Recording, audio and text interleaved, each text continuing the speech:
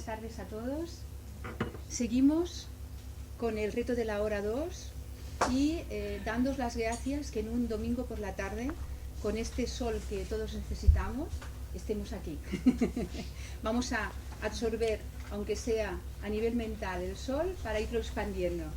Hoy tenemos la suerte, digo tenemos la suerte porque el grado de compromiso es tan grande que Jordi Orús, que estaban haciendo un curso y están haciendo un curso ahí cerca de Bañolas, en Arcadia, donde tienen el centro, pues ha venido expresamente para poder dar y poder estar con nosotros esta tarde la ponencia y luego hacer la mesa redonda.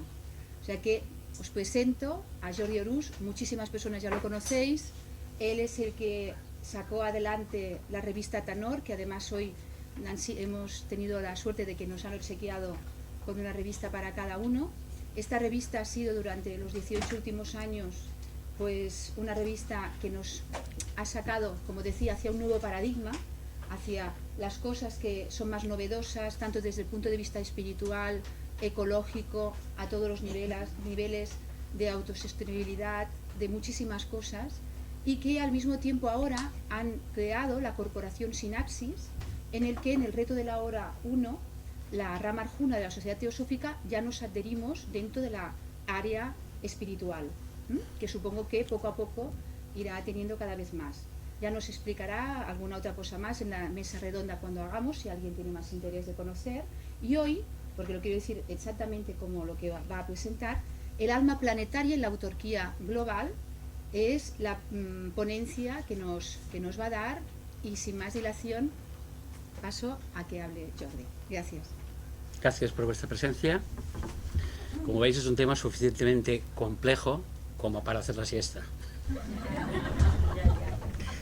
Vamos a intentar que no os durmáis, vamos a darle un poco de ritmillo al tema, ¿eh? Entonces vamos primero a explicar un poquito esto, que parece un poco complicado, ¿no? En primer lugar, aunque en teoría sabemos lo que es el alma planetaria, y aunque sucesivas veces diversos avatares y sabios nos han hablado de lo que significa el alma planetaria, y tenemos el concepto de la conciencia crística como un elemento clave para entender esto, pero una cosa es hablar de ello y otra cosa es formar parte de ello.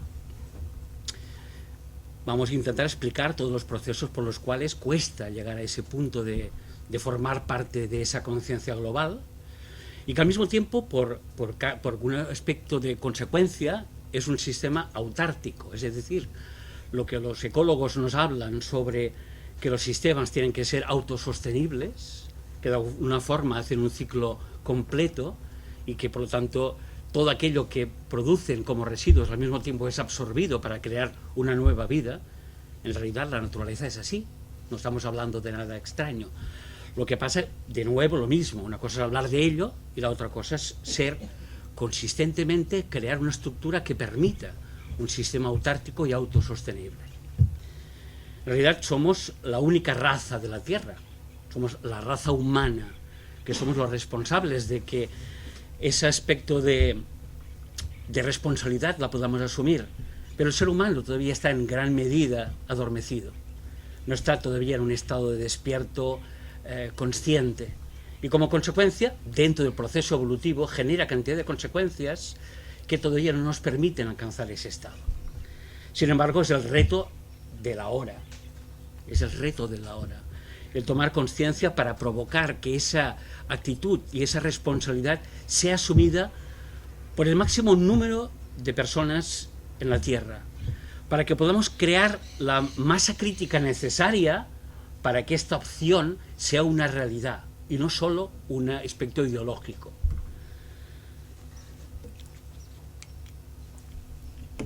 No sé si los de atrás lo vais a ver, es un poco pequeñito de imagen. ¿Lo veis? ¿Alguien? ¿Se puede leer bien de abajo? Vale. Ese es el punto primero que estábamos hablando. O sea, el concepto de unidad, todo el mundo aparentemente sabe lo que es la unidad. Pero una cosa es entender la unidad y la otra es ser la unidad. Una cosa sería ignorar la unidad, que en el sentido profundo la mayoría de personas ignoran la unidad. La otra sería conocer la unidad, formar parte de ella de una forma consciente, y la otra es ser la unidad. Como tres estados de conciencia. El estado final, que sería formar parte de ella, significa que hemos encarnado ese concepto en nosotros, que no es una idea, no es algo ajeno que debe ser estudiado, sino que nosotros formamos parte de ello.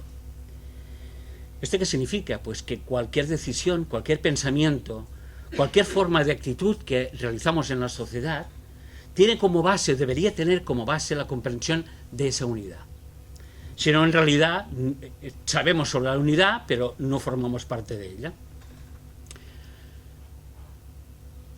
El proceso evolutivo nos va a llevar necesariamente a ese regreso a casa. Pero lo que estamos viviendo en nuestra vida es muy pequeñita, muy cortita en el tiempo, y no podemos realmente recordar, ni podemos asumir de una forma clara qué significa el proceso evolutivo en una vida. Es una pena, pero por algo será, que la estructura evolutiva no nos permite recordarnos, tal vez para protegernos de cantidad de aberraciones que hemos cometido anteriormente, pero también nos permitiría entender a largo plazo el plan evolutivo. Ahora mismo tendríamos que hacer un esfuerzo de imaginación para entender hacia dónde vamos, cuál es el propósito grupal de la Tierra.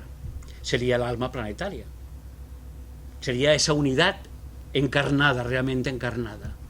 De momento cada uno de nosotros, y de acuerdo a su nivel evolutivo y a su egoísmo, eso se vive de una forma más cercana y más lejana. Nadie está fuera de lugar. Hasta la persona más ignorante que actúe de una forma absolutamente egoísta forma parte del proceso para alcanzar esa unidad. No hay ni un solo elemento que deba ser rechazado. Todos los elementos han de generar la estructura imprescindible para ello. Toda aquella gente que ahora mismo no es sensible y que provoca tal vez en los demás situaciones regresivas o aparentemente regresivas, son estímulos a su vez para el cambio. Hablaremos más adelante del concepto de la crisis como elemento revulsivo que nos ha de permitir romper el dormir, el estado de apatía en que mucha gente de la sociedad vive.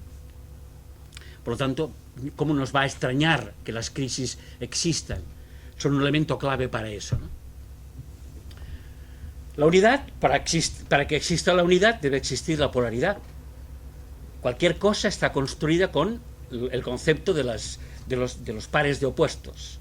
Todo cuanto existe, para que pueda existir, necesita de su opuesto. Cuando tiene que haber ese concepto desde nosotros somos nosotros, cada uno es yo y el resto. Cada uno puede entender como si lo demás fuera ajeno a uno. El punto de referencia por el cual nosotros observamos la vida somos nosotros mismos. Nos sentimos, pensamos, actuamos. Y aquellos que empezamos a hacerlo bien, hacemos que todos estos procesos, cómo ocurren en la reacción con los demás. Por lo tanto, los demás son mi propio espejo. Son aquel elemento que me permite darme cuenta y evaluarme a mí mismo. No es algo ajeno a mí, es un reflejo de mí. Todo lo máximo bueno que yo poseo y todos los elementos negativos que yo poseo forman parte de todos. Y a través de ese proceso yo puedo darme cuenta si mi pensamiento, si mi acción es acertada o no. Es una de las maneras, no es la única, pero es una de las maneras en que podemos hacerlo. ¿Cómo he de andar hacia la unidad? Si, en primer lugar, no entiendo que mis propios movimientos pueden ser una agresión a la propia unidad. Cuando yo intento desarrollar mi propio criterio, por otro lado, un aspecto absolutamente normal del aspecto evolutivo, el ego es aquel observador, es la conciencia observadora que se ve a sí mismo como punto de referencia para entender todo lo que le rodea. Si yo no poseyera esa sensación de estar en mí, ¿cómo podría verte y saber que tú estás ahí? ¿Cómo podría entender el espacio? Por lo tanto, cualquier cosa en el ámbito de la existencia es imprescindible para ello que existiera el concepto del punto de localización. Mi personalidad, mi cuerpo, mi forma de pensamiento están localizadas en una coordenada del espacio-tiempo. Si yo no entendiera que esa coordenada es justamente esa personalidad en la que ahora habitamos, a partir de esa personalidad, que es un punto de referencia, y puedo empezar a entender todo lo que me rodea. Y entonces empezar a entender la complejidad por la cual yo formo parte de esa unidad de una forma compleja. Si no, ¿cómo podría saberlo? Si yo, cuando pienso en mí, estuviera en tu cabeza, ¿cómo podría saber que estoy en mí? Por lo tanto, la unidad ha hecho ese juego en sí misma para que la pequeña conciencia que aparentemente somos pudiéramos llegar a entender todo el proceso evolutivo. Por lo tanto, nos sitúa concretamente en el espacio-tiempo. El espacio-tiempo es nuestra personalidad, nuestra cultura, el país donde estamos, todo lo que aparentemente nos rodea como personalidad. Pero caras horror, el problema es cuando eso nos lo creemos de una forma exagerada. Yo siento que formo parte de esto, lo vivo como si fuera realmente yo, esa personalidad, y por lo tanto me aíslo de aquello que en realidad forma parte de mí. Ese proceso es el que nos lleva a la evolución. Debo ir cruzando diferentes etapas, ir ensayando a través de la prueba acierto error para darme cuenta. Y todos estamos en la misma situación. No importa cada cual dónde esté. Lo cierto es que cada uno está en un nivel distinto tal vez, pero ejercitando la prueba acierto error. Y convalidando su propia apreciación y su propio crecimiento a través del reflejo que percibe en el exterior. Tenemos las comprensiones por dentro, el mundo interior es el elemento clave, es el afinamiento de nuestra percepción. Todos los trabajos espirituales sirven exactamente para eso, pero lo que nos constata como esa entidad es el reflejo que percibimos fuera. Y el trabajo para llegar a asumir el hecho de que nos hemos de desvincular de eso que queremos ser, ese cuerpo masculino, este nombre, este aspecto cultural, ese conocimiento, esa ignorancia, todos estos aspectos en realidad son una forma, un punto de referencia, nada más. Yo no soy eso. Ninguno es eso. Pero una cosa es entenderlo filosóficamente y la otra es vivirlo así. Yo vivo que estoy en ti. Vivo tus ansiedades, tus miedos, tus dolores, tus alegrías. Cuando esto empieza a ser una vivencia real, es que estoy rompiendo mis límites de personalidad. Y el proceso justamente va hacia ahí, ¿no? Se habla desde muy antiguo que el proceso de observación o de atención, porque observación es, podemos vincularlo a la vista, pero en realidad es la percepción global. El proceso de percepción implica tres aspectos: el observador, lo observado y el proceso de observación. Eso está ocurriendo en nosotros constantemente. Hasta el punto en que esto se funda en una sola experiencia, donde yo soy el observador, soy el observado y soy el proceso de observación. Eso sería el mecanismo por el cual la identidad personal e individualizada llega a asumir el concepto de la unidad, llega a encarnar el concepto de la unidad, más que hablar de conceptos. Por lo tanto, solo en ese proceso, un proceso real, tangible, experiencial, nos puede llegar a hacer entender esto y no como un concepto teórico. Las escuelas de misterios, los conocimientos antiguos y todos los procesos que hemos vivido de las diferentes escuelas nos han dado alas, nos han dado puntos de referencia, pero no es suficiente. La labor es propia de cada uno. El esfuerzo para llegar a asumir la experiencia tiene que ser un trabajo de riesgo, de actividad constante. No es suficiente decir que yo me apoyo en este conocimiento ya marcado o experimentado. Soy yo quien lo tengo que experimentar.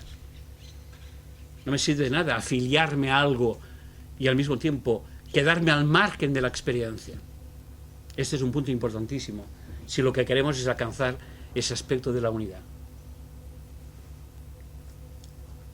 Cualquier concepto, cualquier cosa que podamos apreciar, nos da un punto de vista. Por lo tanto, sobre este punto de vista, nosotros generamos una tesis. Eso es por esa razón.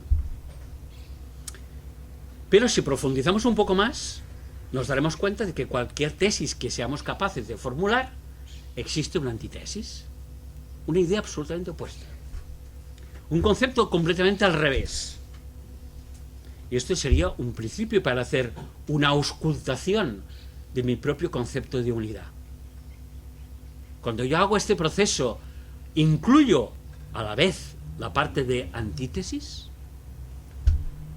Cuando yo tengo un pensamiento o una idea concreta o una comprensión o un conocimiento, puedo entender que pueda existir con igual valor otras cosas absolutamente opuestas a mí.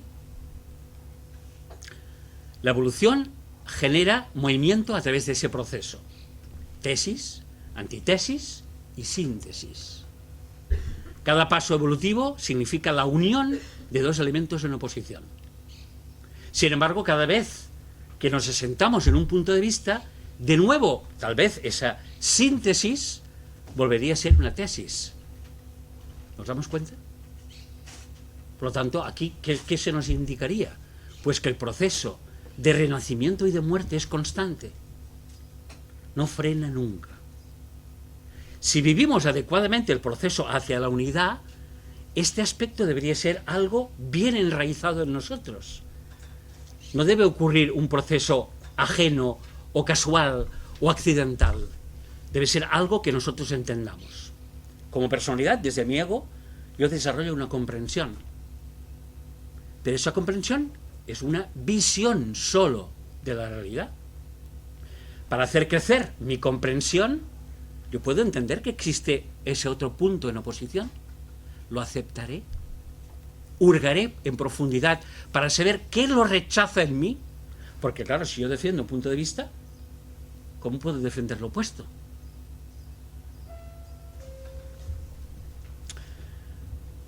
El concepto de la unidad de pensamiento, palabra y obra, algo que evidentemente todos conocéis, es un elemento clave para, al mismo tiempo, otra de las herramientas para trabajar hacia la unidad. Es imposible que exista una unidad en mí si al mismo tiempo hay una esquizofrenia entre lo que pienso, lo que hablo y lo que actúo. El hecho de que exista un continuo análisis del proceso en el cual eso se cumple o no se cumple forma parte del trabajo espiritual de cada uno.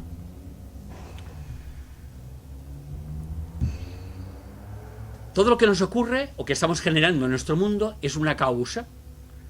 Nosotros generamos un aspecto de causa que va a provocar un efecto en todo lo que nos rodea.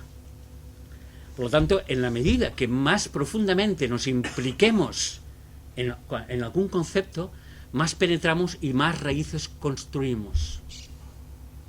Alguien que se dice que es una persona de poca solidez psicológica o espiritual es alguien que no tiene los conceptos bien enraizados.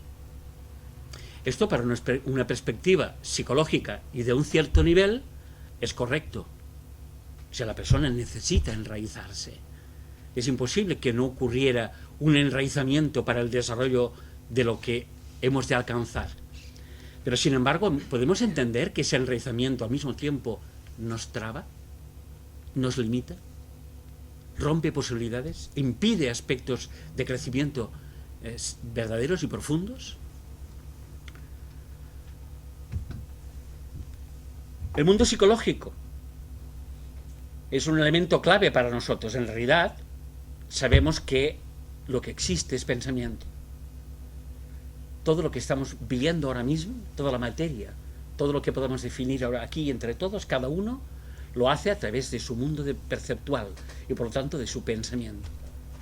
La estructura de su propia psicología es clave para que forme no solo a sí mismo, sino al mundo que entre todos estamos construyendo.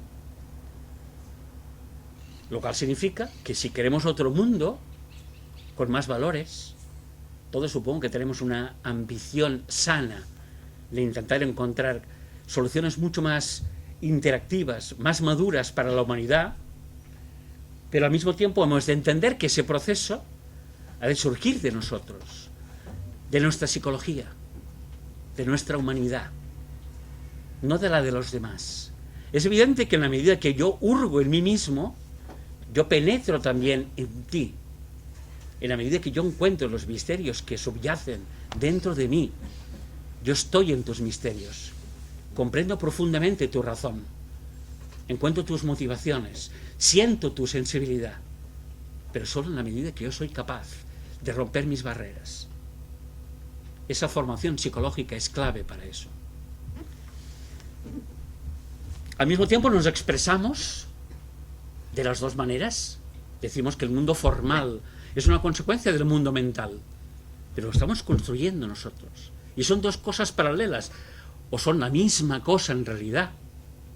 De la misma manera que nosotros tenemos pensamiento y tenemos cuerpo, la sociedad entera está constituida de la misma manera. Somos nosotros expresados de una forma colectiva. El alma social y el cuerpo social son la misma cosa. Son la misma cosa.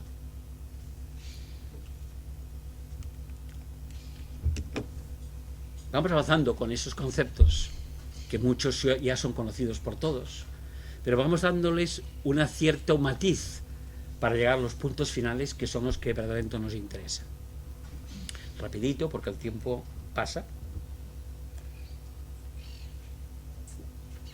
Y procuraré ser lo más claro posible, a pesar de que los conceptos son un poco complejos. El punto en que cada uno se encuentra es una unidad temporal y espacial. Antes lo hemos dicho. No es casual. Sí que importa cada instante en que vivimos. Es nuestro instante, es nuestra vida, es nuestro tiempo. No es cierto que no importe y que si no vivimos, alguien lo vivirá. ¿Tú estás seguro de que el mundo continúa cuando mueres? ¿Podemos tener esa certeza de que ese mundo tal como lo percibimos queda igual? Entraríamos en aspectos complejos de física cuántica para explicar esto.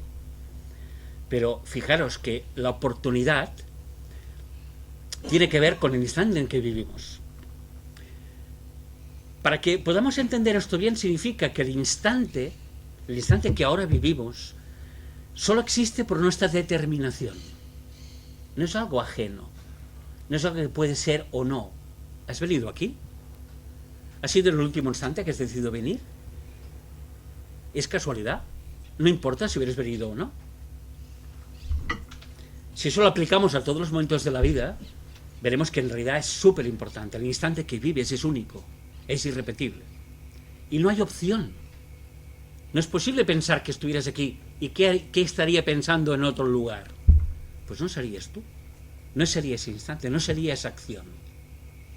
Sería otra cosa. No sería posible crear la oportunidad que ahora mismo estás creando en este instante. Por lo tanto, el movimiento que la vida genera para ti tiene que ver con tu propósito.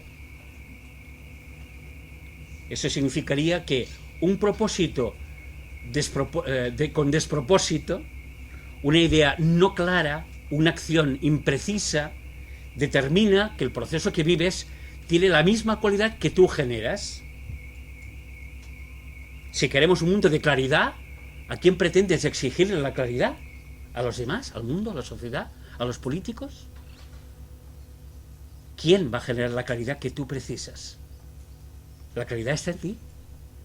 El esfuerzo para descubrir y despertar la claridad en ti depende de ti. Y ese potencial normalmente está muy adormecido. Pero no importa que esté adormecido, lo importante es que seamos conscientes de que queremos despertar. Eso nos proporcionaría la oportunidad. En la medida que damos propósito, generamos el movimiento preciso. Esa intención, ese propósito genera las oportunidades y por lo tanto el movimiento en el cual estamos implicados. Si cada uno hace un poco de resumen de su propia vida, del entorno en que se mueve, y uno piensa, es que tengo suerte en esto, o tengo mala suerte en esto otro, no existe tal cosa. No existe tal cosa. Es consecuencia de tu forma de proceder y por lo tanto de tu forma de sentir y de tu forma de pensar. Cuando se dice, cuidado lo que piensas porque se te dará, esto por otro lado, y cuando no lo piensas conscientemente, pues funciona igual. Funciona igual que lo que recibimos es consecuencia de lo que pensamos, aunque ese pensamiento haya ocurrido de una forma inconsciente. La pregunta sería, ¿somos verdaderamente conscientes de todo el proceso en el que estamos implicados? ¿Estamos generando el siguiente paso de una forma consciente? ¿O sencillamente los pasos que vienen son porque el ritmo natural de que llevamos del día de ayer nos movemos por inercia, o los movimientos son realmente movimientos de conciencia?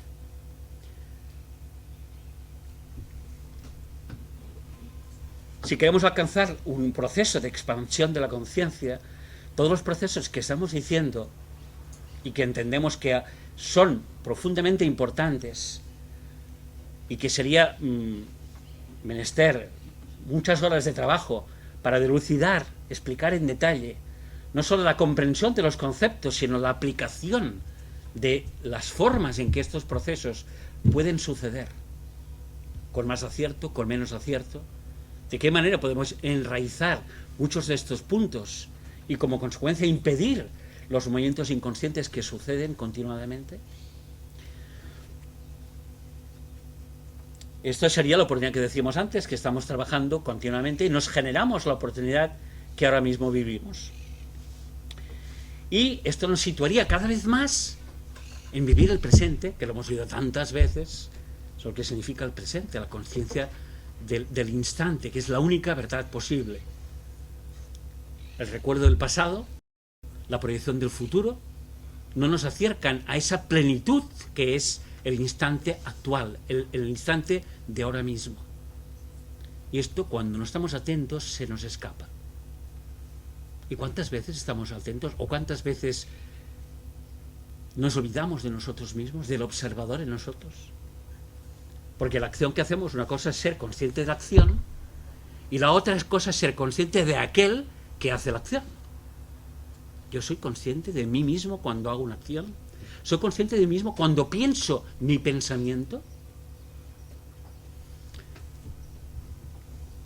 Por lo tanto, la paradoja del presente tiene que ver con el concepto de la oportunidad única.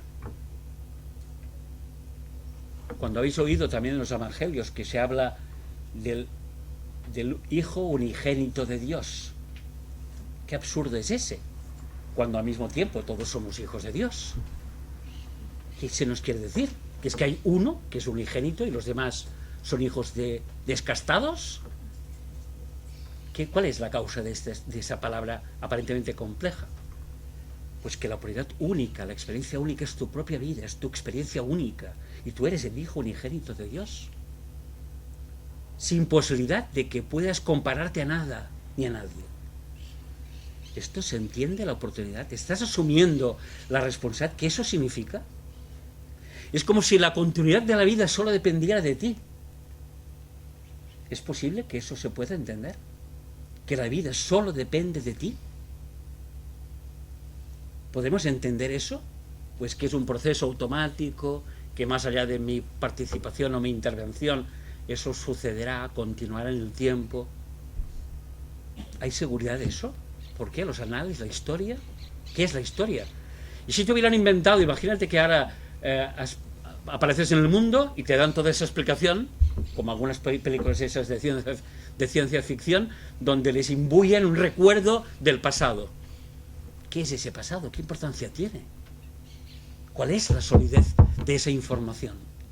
Si tú no la puedes poner al día, si no la puedes convertir en algo real en ese instante, ¿de qué te sirve lo que se hizo en antaño? ¿O qué alegría nos resolverá la solución dentro de 500 años?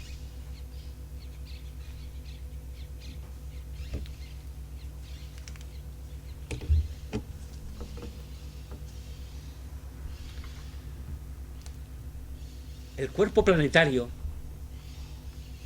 es en realidad el espacio para poder crecer. Y el cuerpo planetario se mueve evolutivamente de acuerdo a la incidencia de nuestras conciencias, de tu conciencia, para hacerlo más preciso, de tu conciencia. Es posible que todos los cambios que estamos intuyendo que deben suceder tienen que ver con esa presión, esa sensación de plenitud que uno debiera tener consigo mismo. ¿Podemos comprender ahora mismo la responsabilidad que eso conlleva? Por lo tanto, la animación de la Tierra, una cosa es tu vida, es que yo, claro, soy muy poca cosa, y como soy muy poca cosa, mi intención de vida solo alcanza, pues ya ves, lo que puedo hacer en mi casa, en mi familia, entre 4 amigos, en la empresa si tengo empresa, y poca cosa más. ¿Es así esto verdaderamente? ¿Alguien se puede creer esto? Si por otro lado la ciencia ya ha demostrado que la realidad es una ficción, el concepto cuántico de la física es el que tú te creas tu propia realidad, te la crees y como consecuencia la creas. Por lo tanto, es verdad que el proceso evolutivo de la consciencia de la Tierra aplicada a la Tierra, la evolución, tiene sus parámetros, tiene sus formas de hacer, o nosotros nos implicamos seriamente o sencillamente pasamos de ello. ¿De qué manera intervenimos en ese proceso? Si el cuerpo ha de ser sano, lo mismo que tu propio cuerpo, todos nosotros supongo que trabajamos en el aspecto espiritual para cualquier dolor o alguna deficiencia física, cuando tenemos dolor de cabeza, dolor en un músculo, una mala digestión. No solo tomamos Alka-Seltzer o cosas así, sino que además lo básico, lo más importante es que hacemos un acto de conciencia sobre nuestros procesos y colocamos ahí nuestra atención. Si colocamos ahí nuestra atención y la mayoría de las veces logramos resultados positivos, ¿no ocurrirá lo mismo con la Tierra en conjunto? ¿No será que la Tierra, justamente, su proceso evolutivo tiene que ver con la intención colectiva? Tiene que ver con esa intención profunda de activación, de dar vida a la Tierra, a través de conectarnos profundamente con ello. El control automático, ese tema lo hemos hablado alguna vez en otras ponencias, es que para que la vida continúe de la forma en que continúa, y tal vez nuestro error cae en ese punto, se genera un automatismo que al mismo tiempo es una preservación de la vida.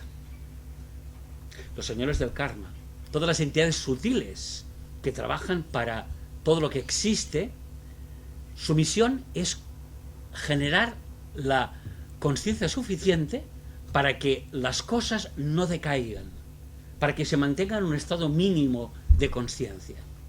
En nosotros mismos ese proceso ocurre así. Muy poca gente respira conscientemente todo el día. Muy poca gente defeca conscientemente. El proceso de generación, de asimilación de la comida, de digestión, de producir la inyección de elementos ácidos para que al mismo tiempo se pueda descomponer en elementos asimilables a nivel celular. No creamos el hábito o el pensamiento de insuflar en nosotros las endorfinas para nuestra felicidad, para nuestro bien, para el equilibrio emocional. Se nos dice, el cuerpo es una fuente de endorfinas impresionante. Sin embargo, ¿la usamos conscientemente o es automático? Es automático. ¿Queréis? Podemos pensar de que cuando ejercitamos este aspecto de una forma consciente, ¿no convertimos estos actos en mucho más productivos, mucho más eficientes? Sin duda que sí. Lo que hace, por lo tanto, el sistema automático de todos los procesos es garantizar que nuestra estupidez humana no vamos a reducir ese nivel de conciencia que ya existe. Es poner, por lo tanto, un freno, y cada vez que el anima mundi eleva esa conciencia colectiva, entonces se coloca un tabique allí en medio para evitar que en esa tontería el hombre, por su aberración, pudiera perjudicar y bajar el nivel de conciencia a nivel celular, a nivel de esencia.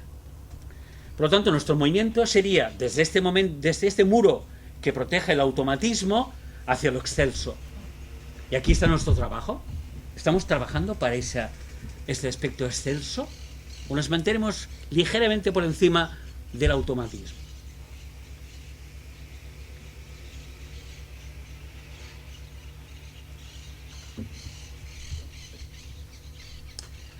Por lo tanto, pasaríamos del control automático, eso también habla, ¿no? Para el control automático y la responsabilidad consciente, ser conscientes de ese proceso, ¿no? Si eso ocurriera en una cantidad suficiente, pasaría lo mismo que nos ocurre con nuestro cerebro, porque es la misma cosa, puesta en un plan mayor. Se nos dice que usamos apenas el 10% del cerebro. Pues que a nivel planetario es lo mismo. Estamos usando el 10% de la sináptica energética planetaria. No estamos facilitando, o estamos en un proceso donde deberíamos aumentar intensamente la sináptica planetaria. Y eso no significa solo que yo piense, sino que creamos la comunión entre todos para crear las opciones válidas para el desarrollo del planeta. Esa es la gran responsabilidad que tenemos enfrente de nosotros. Para poder ser inspirados a esa comprensión, hemos de vaciarnos. Antes hemos dicho la suerte y la ventaja que significa la herramienta egoica. Sin embargo, cuando la hemos desarrollado suficientemente, ya sentimos como una entidad que es capaz de percibir y de captar todas las cosas con ese punto de referencia. ¿Cómo puedo fundirme? ¿Cómo puedo hacer que esa percepción en mí se desarrolle más? Pues vaciándote. Porque si un vaso está lleno ya no se puede llenar. Ese axioma lo habéis oído muchas veces. Pero ¿estamos dispuestos a vaciarnos? Porque eso implica un cierto riesgo. Implica un temor, afrontación de un temor. Yo soy lo que soy, lo que aparentemente creo que soy. Puedo dejar de ser, puedo confiar en el poder supremo, puedo confiar en las fuerzas universales, sabiendo que puedo desaparecer como entidad. ¿Podemos asumir ese riesgo? Y al mismo tiempo entender que no podemos crecer como entidad si no morimos como entidad. Ese punto es esencial entenderlo.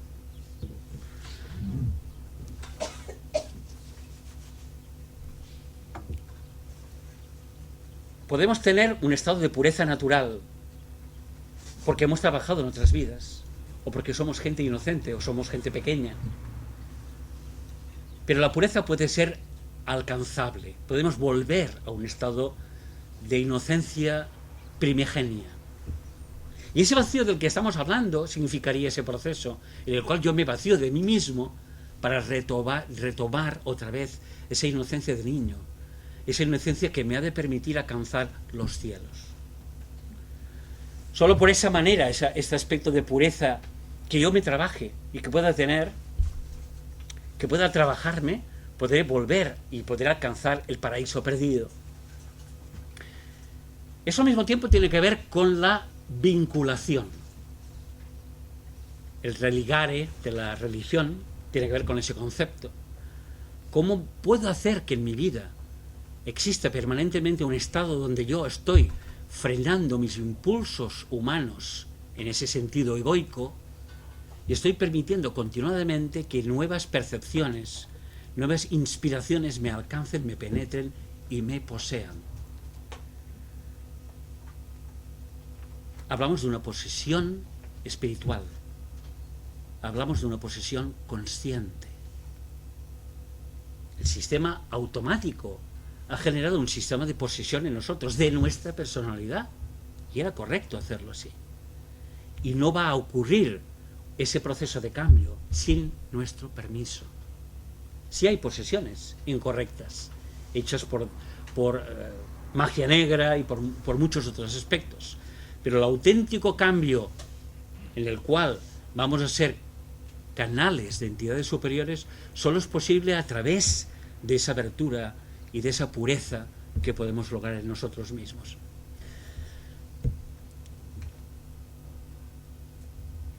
Otro concepto importante es que todo lo que es necesario. Pero eso se puede entender de dos maneras.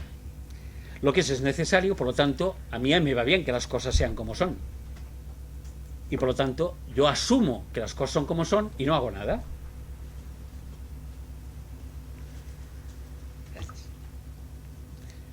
Sin embargo, que las cosas son como son, también puede ser que yo actúe para que dejen de serlo, porque esa ley también contempla mi propia actitud. En la medida que yo despierto y me implico, estoy utilizando la misma ley, pero con un resultado absolutamente distinto. Y entonces lo que yo habré logrado es un resultado que será distinto al que si yo no hago nada. Cuando el proceso ha ocurrido, es cuando decimos, la ley ha sido clara, nos ha llevado hasta este punto. Y ahora asumimos lo que ya es, como una consecuencia natural. Lo asumimos porque además no tenemos otro remedio. Estamos en esa condición. Pero lo que no entendemos es de qué manera en ese instante que se nos da, en ese presente, nosotros podemos actuar para cambiar ese resultado. Y por lo tanto aquí está esa apertura espiritual que nos permite el verdadero cambio. Soy capaz de entender eso, cómo aplico ese principio en mi vida, cómo puedo hacer ahora mismo cambiar las cosas en mí. Otro punto importante es que ese automatismo que hemos dicho también trabaja en un aspecto importante, que es que la evolución solo se da en esas condiciones. El máximo bien para el máximo de participantes. O sea, la evolución colectiva, aunque alguien haya despertado un proceso espiritual muy elevado, él no podrá cruzar arrastrando a la humanidad detrás suyo, sino que es el máximo de bien posible para el máximo de participantes. Y si muchas veces no nos encontramos con las opciones óptimas a nuestro alrededor, es porque nos implicamos en una ley que es superior, que tiene que ver para respetar el bien colectivo antes que el bien selectivo. Es evidente que aquellos que son punta de lanza cumplen un propósito y una misión espiritual elevadísima, pero los primeros serán los últimos. Están ahí para eso, para entender esa ley y empujar para que el bien alcance a todos y que nadie se quede excluido, porque ¿cómo podríamos quedarnos excluidos de nosotros mismos?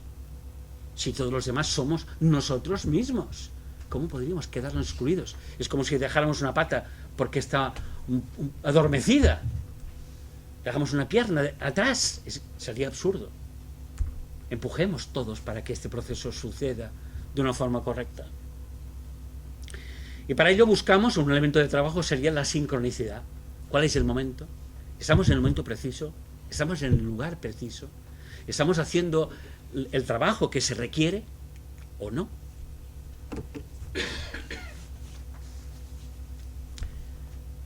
Tenemos que ir un poco rapidito porque tenemos... Es a las 6, ¿no? Lo siento. Bueno, aquí podríamos pasar un poco al primer punto, que son que las formas en las que contribuimos a la vida es de esa manera, apropiándonos, participando o contribuyendo, que son tres niveles de conciencia distintos, ¿no? Uno sería aquel individuo que no tiene conciencia y por lo tanto entiende que él es un depredador de la vida y de los demás para beneficio propio, pero eso forma parte de su proceso natural evolutivo. El otro es el que ya empieza a ser consciente de que da y recibe en proporciones equiparables. Y por último, aquel que contribuye, que entiende que la labor importante es darse para el bien común, para el conjunto de la humanidad, para el bien planetario. A mayor conciencia, mayor contribución. Viene a ser exactamente el mismo punto, ¿no? O sea, a medida que estamos evolucionando, nuestra contribución del primer punto se hace más amplia y más acelerada. La masa crítica o la atracción gravitacional. En realidad, todo lo que construimos, nuestro ego, se puede construir porque hay algo que genera en él una gravitación. Condensamos la energía, condensamos una psicología para que exista un cuerpo, para que exista una mente. Por lo tanto, la ley de gravitación es un tema importante para el desarrollo de las entidades, de los cuerpos, de las personalidades. Pero, al mismo tiempo, genera una supeditación, como decíamos antes.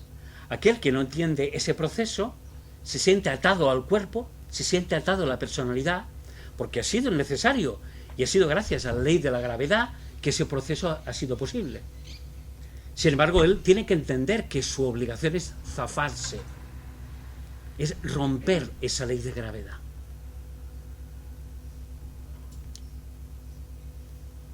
La paradoja menos es más. Aquí hablamos de un principio de física. Antes del Big Bang, antes de la explosión de la creación de la vida, existió una contracción. Y todo el infinito se convirtió en la punta de una aguja. Una punta de aguja del peso del infinito. Y que contiene todo el infinito. Se da la paradoja en el ser humano. Eso que aparentemente somos, esa poca cosa que aparentemente somos, ¿qué significa eso para el infinito? ¿Qué significa para la divinidad? Cada uno de estos cuerpos, cada una de estas mentes, aparentemente es poca cosa. ¿Es ciertamente así? ¿O somos ese potencial que está condensado?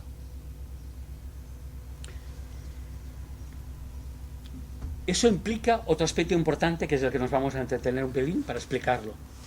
Si cada las cosas que se crean requiere de ese aspecto gravitacional para crear la densidad y por lo tanto el punto de inflexión para crear vidas, al mismo tiempo eso, como hemos dicho, es una limitación. Y en el proceso evolutivo, cualquier cosa que creemos, que estamos desarrollando en la vida del ser humano, tiene esa dificultad. Nos inspiramos, tenemos incluso la inspiración que nos viene de los aspectos divinos, consolidamos una estructura, una personalidad, una entidad, un grupo de trabajo, una sociedad, una cultura. Y eso, para consolidarse en ese proceso, llega al punto en que está en un proceso necesariamente de cambio. ¿Por qué es un tema de cambio? Porque se requiere el renuevo del punto de inflexión. El espíritu quiere manifestarse continuamente en lo nuevo, de la misma forma en que lo hace en nosotros como entidades. Cada hijo que sale de nosotros es un potencial del futuro. O nosotros nos activamos y somos capaces de renovarnos como un infante, o si no, la propia vida nos descarta para que esa renovación ocurra automatizada en un niño. Por lo tanto, fijaros que esa inspiración está ocurriendo continuamente con todas las cosas. Por otro lado, necesitamos consolidarnos como grupo, necesitamos tener unas bases, necesitamos encontrar una vía que nos diga que estamos pisando sobre firme, porque estar continuamente en el espacio abstracto es realmente un aspecto que es, yo no diría peligroso, pero sí temeroso. Esa inseguridad constante, esa falta de consolidación. Sin embargo, ¿es posible que podamos cumplir esos dos principios a la vez? El hecho de que entendamos que somos consolidadores de una oportunidad, pero al mismo tiempo que nuestro espíritu está de infinito y que no debe estar implicado ahí. Si cada una de las experiencias que vivimos es una oportunidad espiritual, ¿renunciaríamos por esa oportunidad de ese instante a la posibilidad infinita que nos queda por descubrir? ¿Me explico bien? Por cada cosa acertada que vivimos, seríamos capaces, tenemos la suficiente humildad y reconocimiento para abandonar cualquier reconocimiento vivido, por sólido que aparentemente sea, a cambio de la inseguridad potencial. Esa inseguridad es estado de inocencia. Esa inseguridad es la confianza en el poder supremo. ¿Y quién se conformaría con un pedacito de cielo si puede vivir plenamente en él? ¿Cómo estar potenciando un pedacito de cielo si podemos poseerlo totalmente? Entonces, ¿para qué obsesionarse con un pedacito de cielo? Sé que esto significa algo políticamente incorrecto. Si profundizáis ahí, veréis que esto es políticamente incorrecto, tal vez en este lugar, más que en muchos otros. Pero como aquí hay una frase importantísima que dice lo que dice, ¿qué dice? Entonces nosotros debemos estar dispuestos, por amor a la verdad, por amor al conocimiento, debemos estar dispuestos al riesgo. Es un punto clave de ese proceso evolutivo. ¿Cómo vamos a ser capaces? Es muy fácil. Cuando uno entiende que tiene que renunciar a aspectos negativos de uno mismo, cuando tiene vicios, cuando tiene cosas negativas que sabe que tiene que quitar. Esto es muy fácil. Pero si hablamos de todo tu ser, y si hablamos de toda tu comprensión, y si hablamos de todos tus valores, ¿o es que lo que tú entiendes por tus valores es superior a la visión divina, a la experiencia divina? Como la experiencia divina no la vas a poder agarrar, ni la vas a poder contener en un frasquito para tu control, ocurre que va actuando de esa manera. Va esparciendo milagros aquí y allí, va impulsando, va inspirando a la gente de una y otra manera, constantemente. ¿Somos capaces de liberarnos de los caminos, de aquellos elementos que ya nos sirvieron, pero que actualmente ya no nos sirven? Dejemos que aquel que lo necesita los use, pero aquel que esté un poco atento y el que quiera moverse realmente en un proceso de inspiración real debe asumir ese riesgo. Yo es una pregunta que dejo en el aire. ¿Por qué ocurre ese proceso, además? ¿Por qué la ley divina actúa de esa manera? Porque para mantener el equilibrio de la existencia, no es posible que el bien aparezca por allí o el mal de una forma constante y que se polaricen como dos fuerzas brutales en el infinito. Continuamente se rompe en pequeñas zonas, en pequeños lugares donde esa presencia de una energía o de otra está en oposición constante y esa está siendo alimentada por la divinidad para que ese proceso de complementariedad y de oposición pueda ocurrir. Ese principio, por lo tanto, apliquémoslo a todo nivel, si realmente queremos volver a ese estado de inocencia primigenia, ¿no? Era este, ¿no? Sí.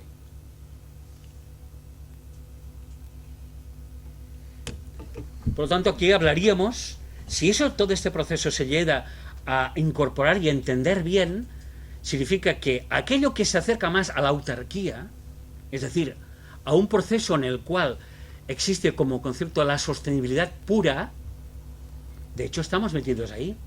Por el sistema automático que hemos dicho antes, estamos llevados a un punto de automatismo y de sostenibilidad, pero obligadamente.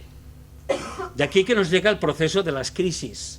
Las crisis son la permisión de un proceso que va a regular o a colocar las cosas de nuevo en su lugar, porque no hemos sido capaces de llevarlas a buen puerto de una forma consciente. Y por lo tanto eso es necesario. Hay que revalidar la polaridad. Hay que generar de nuevo un concepto donde se equilibren los conceptos y la existencia misma esté equilibrada. Y por lo tanto el concepto clave es la autarquía. Es decir, aquello que se renueva constantemente a sí mismo para no generar excesos de desechos, excesos de aportaciones que en realidad nos van a llevar al desequilibrio. El concepto de la ecología está súper bien aplicado al concepto espiritual. Es ese mismo principio. Un ejemplo muy sencillo, la humanidad no puede crecer infinitamente en densidad demográfica, uno de los muchos puntos.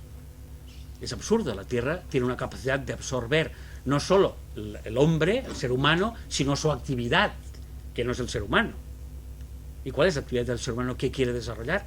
Ese proceso de ecología espiritual es imprescindible entenderlo, y esto sería la autarquía planetaria.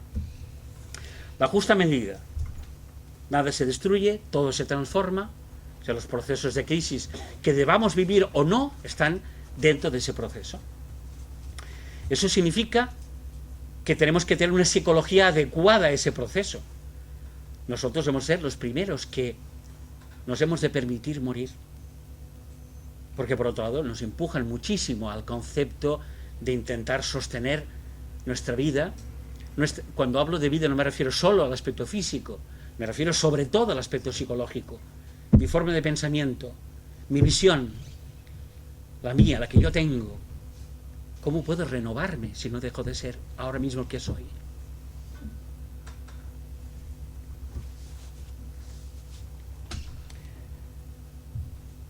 La unidad en la diversidad sería el punto clave para llegar a comprender todo ese proceso. ¿Qué aportamos al colectivo? ¿Cómo analizamos nuestra contribución? ¿Puedo analizar realmente qué estoy aportando al colectivo? Y que esa evaluación sea reiterativa. O sea, no se trata de que porque lo diga hoy, mañana o pasado mañana uno lo hace y después se olvida. Lo importante es que, y eso lo hemos comentado más de una vez, que el problema más grave de la conciencia es el olvido. Por lo tanto, hemos de automachacarnos, hemos de fijar aquellos elementos claves para nuestra evolución. El autoanálisis, la autoevaluación es un punto esencial para ese proceso.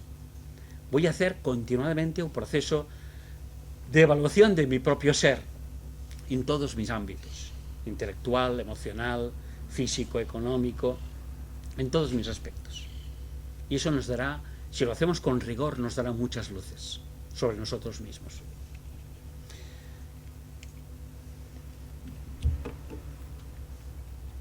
Todo eso nos llevaría a un resultado, a una consecuencia natural, que es cómo nos implicamos, cómo hacemos para que nuestra vida realmente sea una inversión del espíritu, cómo hacemos que esa inversión sea una inversión correcta, sea una inversión del cosmos hecha en nosotros con eficacia. El fruto y el empeño, por lo tanto, por el tema de poder conseguir cualquier aspecto positivo, solo lo podemos conseguir a través de un esfuerzo y de una intención muy clara y convincente. La continuación consciente lo hemos explicado antes, y la impecabilidad sin expectativas. Ese proceso solo podrá ocurrir si yo estoy haciendo esto, ni siquiera para mi propia evolución, sino para mi propia razón de ser. Nadie me tiene que convencer de que esto es mi propio bien, de que este es lo que le da sentido a mi existencia. No es una cosa que viene dada por ninguna norma, es mi propio convencimiento por mi propia experiencia que me debería llevar a ese punto. Eso sería la coherencia integral, ser y parecer. Hay gente que parece pero que no es, y hay gente que es pero que tal vez no parece. Se trata de las dos cosas. ¿Por qué? Porque los modelos son imprescindibles. La gente necesita modelos. Estamos en un proceso de cambio social importantísimo, donde es imprescindible mostrar modelos coherentes y consistentes.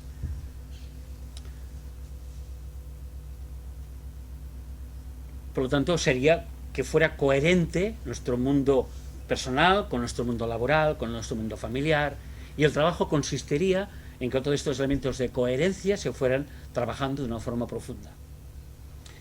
¿Todo para qué? Para poderse dar con mayor profundidad, porque si el resultado es el servicio al colectivo, ¿cómo lograrlo si una parte de mí no está incorporada? Está pendiente de aspectos que están sin resolver en mí, aspectos que he dejado aparcados. No puedo resolverlos si no limpio mi equipaje, si no dejo que todos los elementos que llevo conmigo son elementos constructivos y no elementos de peso que me lastran. Y finalmente, ¿cuál es? La actuación es para el propósito ulterior, que es para lograr el cielo en la tierra, conseguir que se pueda construir realmente el reflejo del cielo en la tierra en todos los sentidos. ¿En qué manera? En orden y en belleza.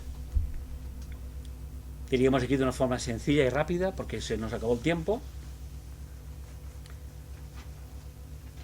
El orden es la exposición implícita y natural de la vida. El orden es la expresión racional de la belleza. Y la belleza es la expresión emocional del orden. Son dos expresiones que se complementan profundamente, que son absolutamente ricas y que nos dan el concepto de la polaridad, fijaros, traspuesta a un nivel altísimo. Vivo la polaridad de dos maneras constructivas a la vez. Decíamos antes que la crisis es consecuencia de la ruptura del orden y de la ruptura de la belleza. Es en principio recuperar ese aspecto en el orden implícito y explícito. Y ahora voy a hacerlo un poquito más rápido, ¿no? Creo que es la última o penúltima. El caos como restablecedor del orden es un elemento clave, porque cuando nos hemos desfasado muchísimo de este orden que deberíamos haber hecho con nuestra libertad y libre albedrío conscientemente, por no haberlo hecho y dejarnos que el automatismo gobierne nuestras vidas, hemos abusado de una forma increíble de muchos aspectos, y como algo natural se produce el caos. El caos es el restablecedor del orden. Por lo tanto, si en la sociedad entra en crisis es consecuencia de esto, no tiene nada de anormal. No se equivocaron los banqueros solo, se equivocó toda la sociedad. Somos todos que estamos implicados. Se me ha ocurrido escribir estos puntos claves como resumen de todo lo expuesto, ¿no? Seamos aquello a que aspiramos. No esperemos como algo lejano y no estemos para el trabajo, para la labor, sino seamos aquello que aspiramos. Trabajemos y esforcémonos para lograrlo. Si no hay ese segundo punto, aquello quedará siempre como un ideal que no construiremos. El tercer punto, aún así, no desfallezcamos ante la adversidad, porque nos podemos arrugar muchas veces, pero insistamos en ello. Que no nos perturbe de una forma excesiva el impedimento, la frustración, el error, el equívoco. Seamos el consuelo e inspiración de los demás. Eso que hablábamos antes del modelo. Hemos de ser el modelo visible para todos los demás, para que esto sea posible, para que realmente esa energía domine la Tierra. Mostrémonos coherentemente. No hablar de un aspecto y que al mismo tiempo materialmente en otro aspecto tengamos un aspecto de incoherencia. Busquemos la armonía unitaria. La armonía, unidad de la unidad, que eso significa entender esos pares de opuestos en plenitud, lo cual no significa aceptar cualquier aberración. Eso sería un tema importante para trabajar ese solo concepto. Y actuemos en cooperación solidaria. Cualquier acto a hacer debería intentar ser de tal manera que produzca efectos positivos en otros que también están haciendo esa labor para el bien. Eso sería la unión de todos aquellos, sería la comunión de los santos, explicado en frases evangélicas, ¿no? O sea, la comunión de los santos es posible haciendo eso, sintiéndonos parte, implicándonos profundamente unos con otros, aquellos que hemos llegado a ciertas comprensiones. Las redes de trabajo, la cooperación común. Eso significa tal vez un esfuerzo. No tengo que comprar patatas a este lugar porque, hombre, pero es que es muy cómodo, aquí estoy a 5 pasos. Entendamos esto como un modelo para ver qué significa, ¿no? Bueno, y ya estamos. Siento el tiempo que ha sido un poco precipitado, ¿eh? Muchísimas gracias, Jordi.